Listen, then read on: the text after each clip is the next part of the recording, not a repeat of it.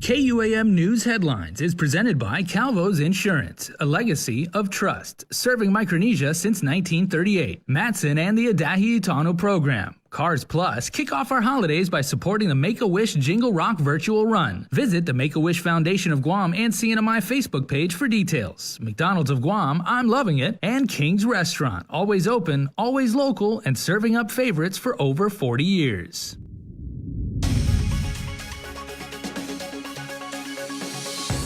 Starting now on Primetime, the first batch of COVID-19 vaccines arrived on Guam earlier today. Plus, lawmakers head into session debating a series of bills, including the Recovery Income Support and Empowerment Act of 2020. And the Joint Information Center yesterday confirmed Guam's 119th COVID-related fatality to be a 44-year-old man. Hafa and good evening. I'm Adriana Cotero. The first shipment of vaccines could be administered as early as tomorrow. Governor Daryl J Guerrero was at the airport this morning as the first batch touched down on island. Straight from San Francisco, California, Guam's first batch of the Pfizer-BioNTech vaccines arrived on island. Governor Daryl J Guerrero was on hand as the boxes were unloaded off of a United Airlines plane. So, we're really excited. This is a great day for our island in terms of trying to protect ourselves and in terms of moving forward and trying to get some kind of normalcy in our lives. On December 4th, the Public Health placed its first order of 3,900 Pfizer vaccines. The plan is currently to administer the vaccine to priority groups in 3 phases, beginning with healthcare workers. I understand we are the first territory that has received the vaccine, and I just want to thank the people at CDC, HHS, General Perna for making this happen, and also the U.S. postal system for making it happen so quickly. We are prepared, we are ready, and we will probably be doing the first vaccination sometime tomorrow or the next day. According to Public Health, based on a survey of the healthcare community, essential service workers and long-term care facilities, initial assessments indicate that the number of those who will receive the first round of vaccines is about 2,600 individuals. This doesn't include, however, all private sector healthcare workers. The first batch of vaccines arrived aboard a United Airlines flight, according to the company's corporate communications office, quote, in anticipation of a potential COVID-19 vaccine. Earlier this summer, United Cargo established a COVID readiness task team to help ensure we have the right people, products, services, and partnerships in place to support a vaccine distribution effort on a global scale. We at United are ready to do our part and have made a commitment to our pharmaceutical and medical customers that we are prepared to safely and effectively support their vaccines transportation needs across our expansive global and domestic network. The safety and security of these commodities is our priority, and we are proud to be trusted partner in these efforts, unquote. Guam recorded its 119th COVID-19 related fatality on Monday. According to the Joint Information Center, a 44-year-old man with underlying health conditions had expired at home on December 9th. He was a known COVID-19 case. The governor extending her condolences, saying, quote, we hope you find peace, comfort, and love to help you through this time of sorrow. This virus is ruthless in how it isolates us from one another. While we remain the safest at a distance, please check in on your friends and family to see how they are coping. We may be safest from a distance, but let's not let this virus break our ties to each other. As for the latest numbers, the GIC also reported there are 31 new positive cases that were identified from 1,165 tests that were performed between last Friday and Sunday. Guam's current COVID case count is 7,137 confirmed cases since March, with 526 active cases and 6,492 recoveries. There are 25 COVID admissions in island hospitals, 9 are in ICU, and 5 are on ventilators. Guam's CAR score is 1.3. Contact tracing by Public Health is in full effect at GIAA after 2 more employees tested positive for COVID-19. According to GIAA Executive Manager John Kenyatta, one of the employees with COVID was asymptomatic. As for the second employee, Kenyatta says the individual was on sick leave for 3 weeks prior to reporting they had contracted the virus. Both employees are on home isolation. He adds GIAA has received the guidance and directive from FAA regarding the arrival of COVID-19 vaccines on Guam. That whenever we receive word that the vaccines were to come in, that would be priority. If a aircraft were to be carrying the vaccine, that vaccine will become a top priority to get it offloaded and expedited out of the airport area. While Kenyatta did not have information regarding the arrival this morning, Governor J Guerrero made the announcement this afternoon of the vaccine touching Guam grounds from San Francisco. He did, however, say GIAA has submitted their listing for frontliner staff to receive the vaccine. Listing, and of course, our folks, the frontliners, our airport police, our firefighters, our airport operations are part of our priorities. Since March, a total of 14 GIAA employees have tested positive for the virus. Public Health was given authorization to issue citations and penalties for those caught violating the governor's executive orders as of Thanksgiving Day. And although there's no doubt of cases involving public gatherings well exceeding the permitted limit, citations had yet to be issued due to a lack of training. However, that may no longer be the case. Tyler Mantanonia has the story. As of today at 8 a.m., Governor J Guerrero announced the conservative easing of some restrictions. Social gatherings, places of worship, retail, and outdoor dining have been given permission to expand their gathering limits. And although it's no secret that cases of social gathering violations were occurring prior to the easing, Public Health was unable to issue citations due to lack of training. However, DPHSS PIO Janela Carrera says that will be changing soon. The training should have occurred this past weekend. I believe it was on Saturday that they should have received the traffic citation training. And once they receive that training, they should be able to begin issuing citations. The delayed training, Carrera says, allowed the public to familiarize themselves with the enforcement roles. In the past, anytime Public Health responded to a complaint, Carrera says it gave them the opportunity to educate the community. It gave them time to really understand what this violation meant. And that if it were to occur again, and at that time, if we had officers or deputized officers, and it were to happen again, they may receive or be given a ticket with a fine attached to it.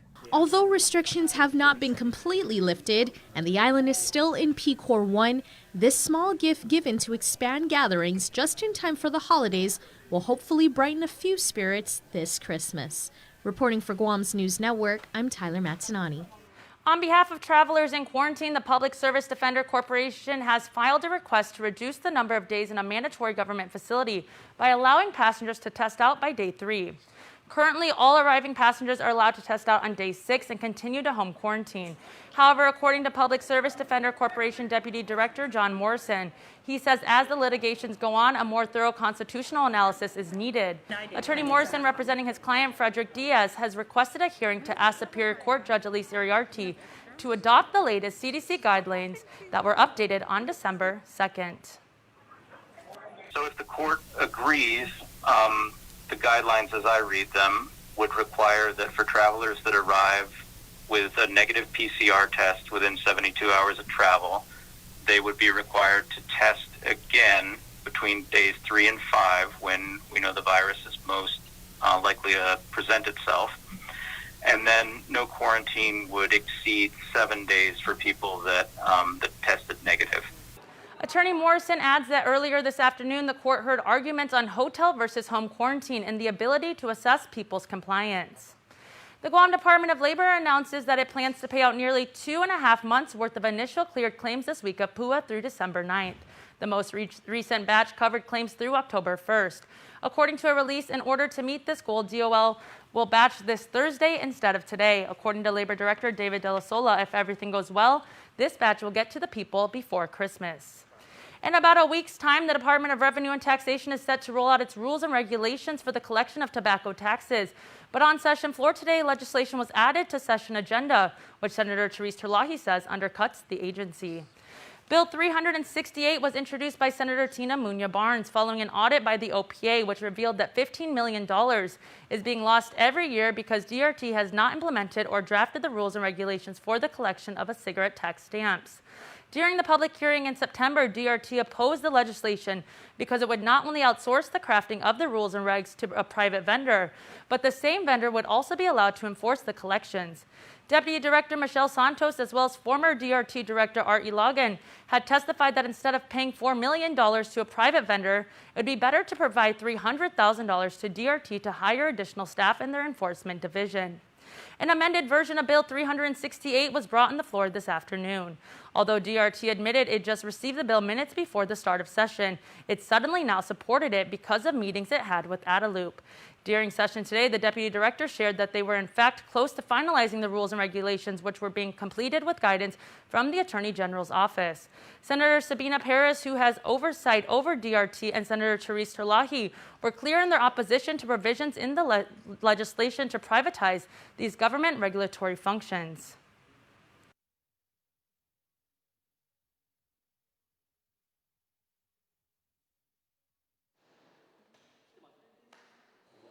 The issue is whether this bill is in violation of the Organic Act. And so what the Organic Act states is that it's the executive branch that has control over taxation. And to allow a third-party vendor to be in charge of those rules and regs, I think, definitely infringes upon that. I don't know about you, Mr. Chair, but, we've of course, the auditor made a finding that, past Department of Revenue and Taxation has not been able to collect enough. We're all frustrated by that.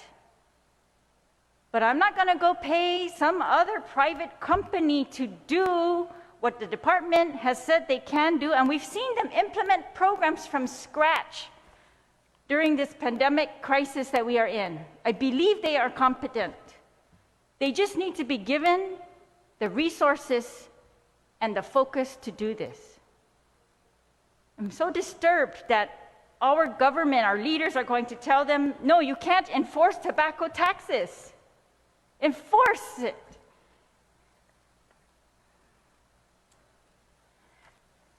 It just makes me wonder which company is going to get this contract.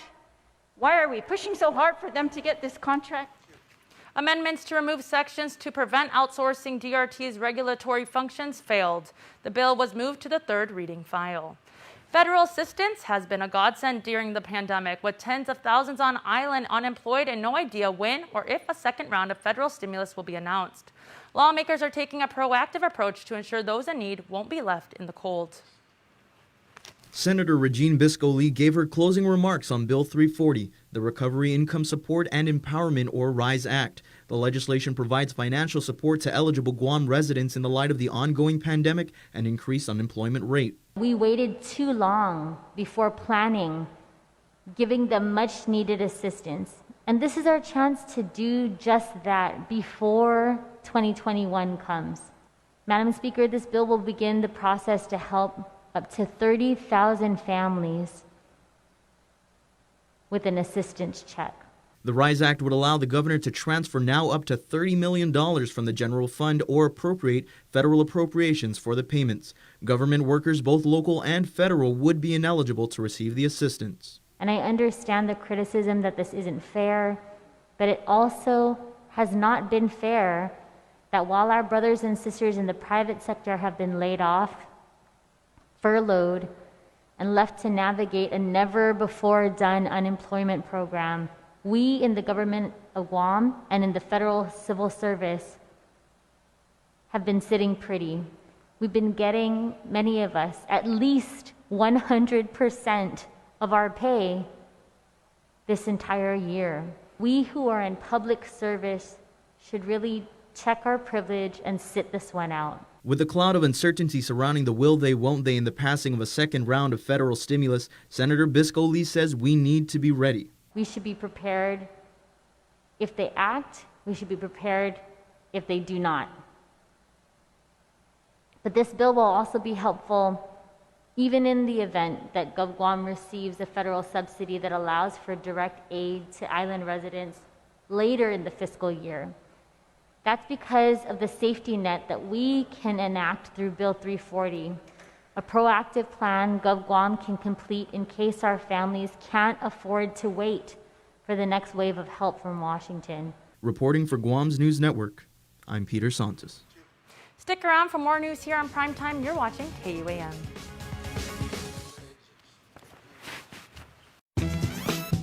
The only way you beat 6-month aged cheddar toasted on the shell of a chalupa is to put it in this box.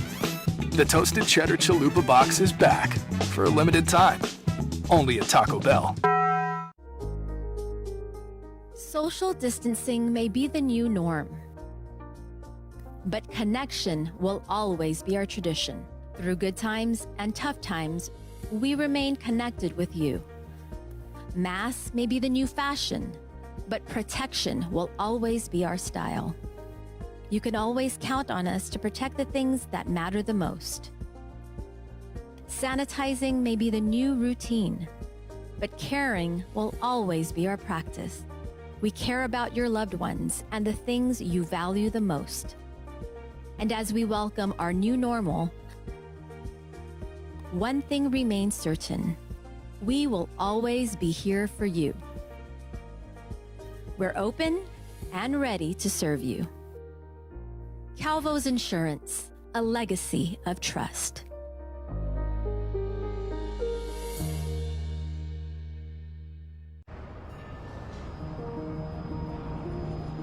It makes myself and it makes my team members very proud to work for an organization that has been on island for many years with its focus on reliability, dependability, and commitment to the communities that they operate in. Matson's a great corporate citizen to the community. We all benefit from any sort of environmental commitment we make. One of the ways that we do that is with our Adahi Utano program. There's action behind it, and so action breeds commitment. With the Kaimana Hila coming to Guam, this brings a new age and modernization to the island. It's exciting for me because it's a brand new ship and we can carry more freight into the islands. It just shows growth for Guam and Micronesia. Matson would be nothing without its customers, and we hope to continue to serve you for decades to come. KUAM News, winner of the 2020 Regional Edward R. Murrow Award for Excellence in Social Media.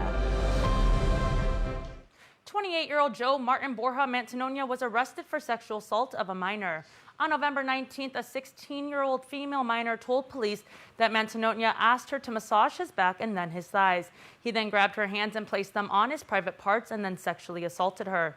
Court documents state after the minor pulled away from him, Mantanonia allegedly told her, quote, to promise you won't tell anyone, unquote. Police also interviewed a male minor witness who stated he saw Mantanonia inappropriately touching the female minor. Mantanonia did provide a written statement to officers indicating that a massage did occur and that, quote, I squeezed the backside of her breast and I told her that's enough, unquote. He was charged with first, second, and third-degree criminal sexual conduct, all as first-degree felonies. He was booked and confined. This morning in District Court, Evan Daniel Montell Cohen's case was sealed due to discussions on his current medical condition and treatment performed in Cleveland, Ohio. Montell Cohen faces aggravated identity theft and wire fraud charges for allegedly using one of his employees' personal information to rent an apartment in Tamuning last year. He has since pled not guilty and is on pretrial release. A court order permitted his travel for health-related care. It's unknown when Montell Cohen will be returning on island, and a continued trial date has yet to be set. Defense counsel Jay Arreola says, quote, we are ready for trial, Your Honor, requesting the district court proceed as promptly as possible, arguing his client Daryl J Guerrero's rights to a speedy trial. Guerrero was indicted nearly 1 year ago for possession of 50 or more grams of meth with intent to distribute. Arreola was appointed to assume his case after attorney Curtis Vandeveld was unable to proceed to trial during COVID-19 for personal protective reasons. Arreola tells the court he has no conflicts with the case and is prepared for trial. The court told both parties that while the government has lifted restriction, the island remains in condition of readiness 1. Further, Chief Judge Francis Tidinko Gatewood stated that prior jury polls presented majority are uncomfortable with entering the court. The court mentioning there are a handful of trials teed up, but plans for jury selection are ongoing. A continued status hearing has been set for December 22nd. Postponement of the physical fitness qualifying test was among the topics discussed at the recent Peace Officer Standards and Training Commission monthly meeting held via Zoom. Meeting for the first time since February, GovGuam law enforcement representatives all agreed that the coronavirus pandemic has made it difficult for the personnel to properly train and prepare for certification. Department of Youth Affairs Director Melanie Brennan and Guam Customs and Quarantines Chief Vince Perez. My officers since March have been pretty much inundated with mitigating efforts to prevent COVID from coming into our facilities, and they have not focused on the PFQT. All the other law enforcement entities here are probably inundated with having to provide some sort of direct or indirect support to prevent COVID-19 from reaching further into the community. I know that with Customs, we have people not just at the airport, but we have them over the QFAX. A motion was made to postpone the PFQT certification until December of 2021. It's been in the making for many, many years, and now under the Farmers Corporation Association of Guam, over 60 of our island's farmers have an establishment to sell their products 5 days a week. The FCAG celebrated the soft opening of their store back in November. FCAG's Dio Sapanso says it's been a driving force for promotion, development, and relations of growth in the agriculture industry. Under the new president, Mike Uggan, he gave us the green light to actually do the designs and create a new store. So we actually used all remnants and pallets, and we created a really beautiful, sustainable store. With only 2.5 months to put the store together, the team collected remnants recycled through a restaurant and handpicked pallets from throughout the island. He says the store is still in its baby stages. However, this now gives the FCAG the opportunity to continue to raise up local farmers, as well as give the community fresh produce straight from home, providing a more sustainable food security. We can't rely on, imports. So we need to start off with the garden. Right now, this pandemic actually helped the island, I believe, because majority of the island now they're actually gardening or farming. For more information on the FCAG, you can visit their Facebook page or their website at guamfarmers.org. We have national news when we return. You're watching KUAM.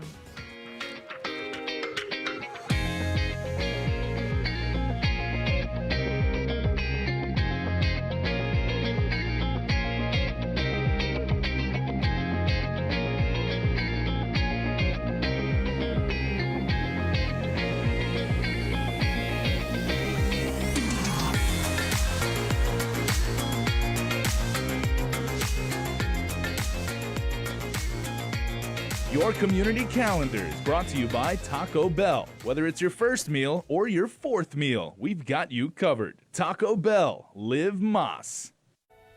We've made a lot of breakfasts, and along the way, we noticed something was missing. A warm cinnamon roll for breakfast, or with breakfast. A fluffy blueberry muffin from the drive-thru you're already driving through. A glazed apple fritter, which might find its way into your coffee. These are options every breakfast haver should have, and now they do.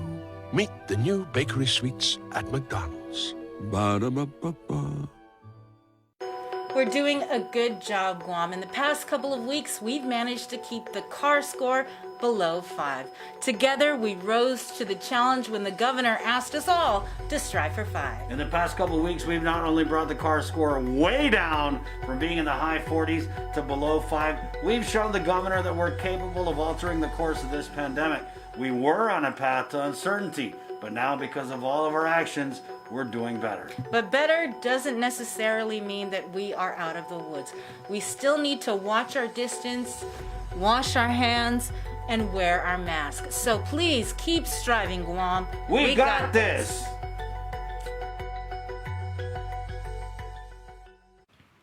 Welcome back. Soon, electoral votes for President-elect Joe Biden are expected to cross the 270 vote threshold as members of the Electoral College meet. The president-elect will address the nation tonight after the vote is done, but President Trump and his supporters are still vowing to fight election results. Michael George is in Wilmington, Delaware with the latest.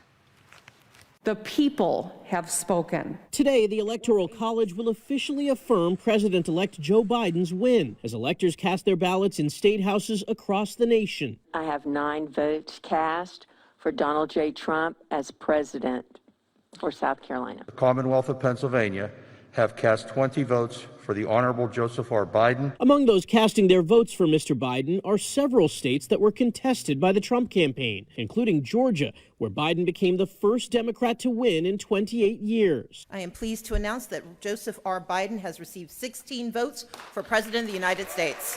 Also, Wisconsin, where the state Supreme Court just rejected a lawsuit challenging the election results. We made it. The president-elect spent the day here in Delaware, receiving the presidential daily intelligence briefing and meeting with his transition officials. President Trump is vowing to continue his fight against the election results. Trump campaign senior advisor Stephen Miller on Fox News Channel Monday. We have more than enough time to right the wrong of this fraudulent election result and certify Donald Trump as the winner of the election. Over the weekend, hundreds of the president's supporters gathered in Washington to denounce Biden's victory, and some of the demonstrations turned violent. A new CBS News poll finds 82% of Trump supporters do not consider Joe Biden's win legitimate. Yet overall, 62% of the nation's voters feel the election is over and settled. Michael George, CBS News, Wilmington, Delaware. Up next, your birthday shoutouts. Keep it here. When I need to pay my Docomo Pacific bills or manage my account, all I do is visit mydocomopacific.com. It's easy to set up. I just visit the website and click on the link to set up my account. I filled out the registration page starting with my account number. I received a text message with a temporary username and password. After making initial changes on my security settings, I'm in! Now I can make payments or manage my Docomo Pacific account without needing to leave home. With Docomo Pacific, we're better together. Time doesn't stop, and neither should you or your business. Introducing Stroll Courier. Now you can have all your packages, documents, and gifts delivered island-wide without leaving the comfort of your home or office. Delivery has never been easier with our pre-booking and express same-day delivery options. Visit strollguam.com/courier and book a delivery today. Stroll Courier. Book, track, deliver.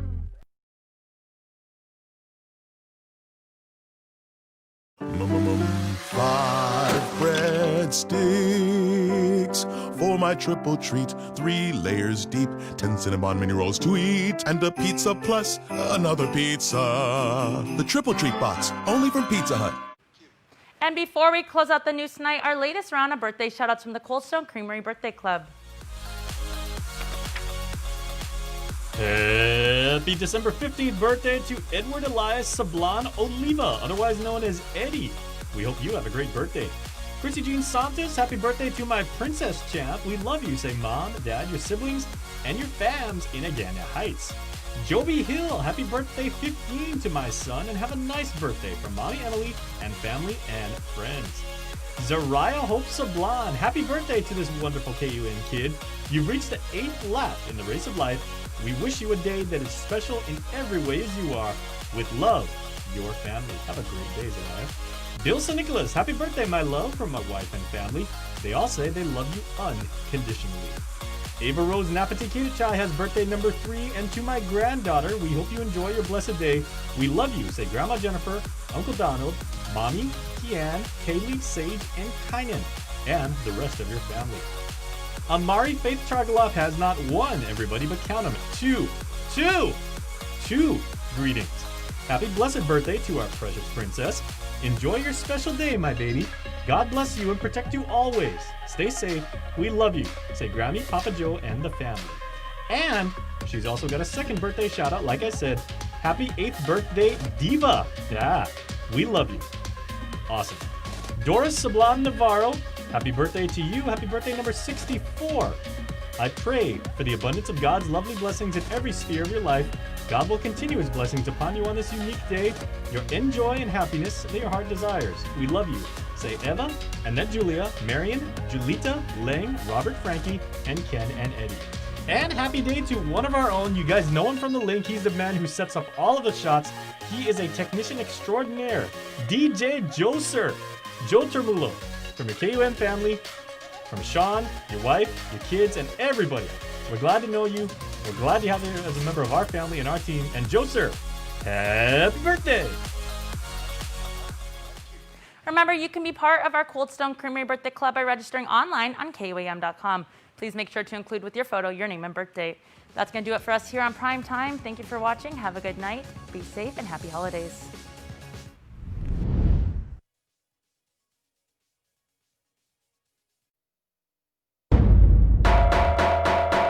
What's up, Guam? Welcome to In the Zone. Dave Delgado.